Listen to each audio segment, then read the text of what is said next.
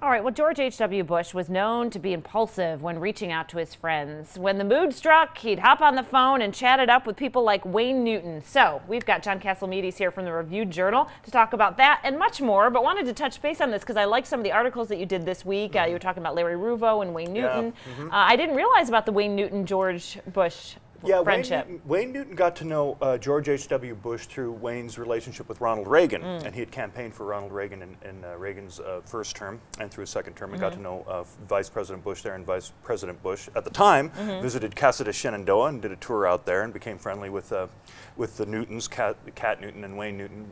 There they are together at Shenandoah back in the Veep days. H.W. offered to let Aaron check out his limousine. Wayne's daughter at the time was about 9 or 10 years old. They did that. One time Wayne was on TV and he was defending George W. Bush's, who was going through a tough time in his presidency in about 2006, and he was on either CNN or Fox. Wayne couldn't remember which one, but the next day H.W. had called Shenandoah as himself, trying to get a hold of Wayne Newton. They said he wasn't there. He says, well, tell him that President Bush is trying to get a hold of him, H.W. They called Wayne. Wayne called back, said, will you put him through to our hotel? They were in Florida touring at the time.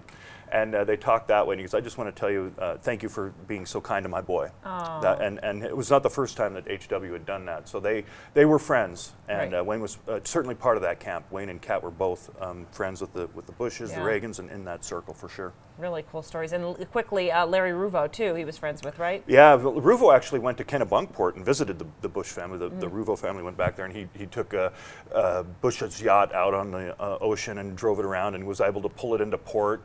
He said the commander-in-chief commanded me to pull this yacht into port.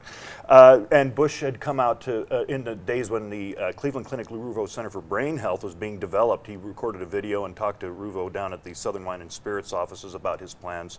And as it turns out, he ended up needing that kind of help himself in his later years, but they knew each other very well, too. Yeah. He served him in a drink called the Avenger, which was named after Bush's plane that went down in World War II. Oh, my goodness. Gave that to him when he visited, and Bush got a kick out of that. Great stories, great stories. You can read more in your column. Let's quickly go through a couple items. Let's talk about this downtown equestrian center. You were there yesterday, right? Core Arena, the ribbon cutting for Core Arena at the Plaza was yesterday. It's right next to on the south side of the Plaza Hotel in the open lot there. There is the ribbon cutting. I have visual proof. Yes. Mayor Goodman, ex-Mayor Goodman, Jonathan Jostle, the CEO of Plaza, all out there. It's an equestrian center, as you can probably tell there, but it's also going to have junior rodeo events all during the NFR, but in March, late March next year, they're going to have a demolition derby.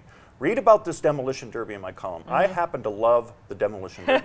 It is a sport where you get the premise right away. Yeah, you understand demolition derby. Okay, look forward to that opening. Real quick, a couple. Well, we got Gwen Stefani adding dates and Reba Brooks and Dunn. Reba Brooks and Dunn adding 6. Gwen Stefani adding 21 at Zappos Theater. Reba Brooks and Dunn are in town this week, and they're going to extend next year at the Coliseum at Caesar's Palace. Important on this Gwen Stefani front because there's been a lot of chatter out there about her sales.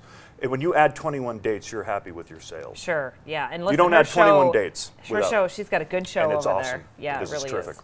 All right, as we go to break, you can read Katz's column in the Review-Journal. You were at the Knights game last night. Pretty exciting, right? My ears are gone. Yeah. It was awesome. You can read more about that in the column as well. I saw you just posted that. Stay with us.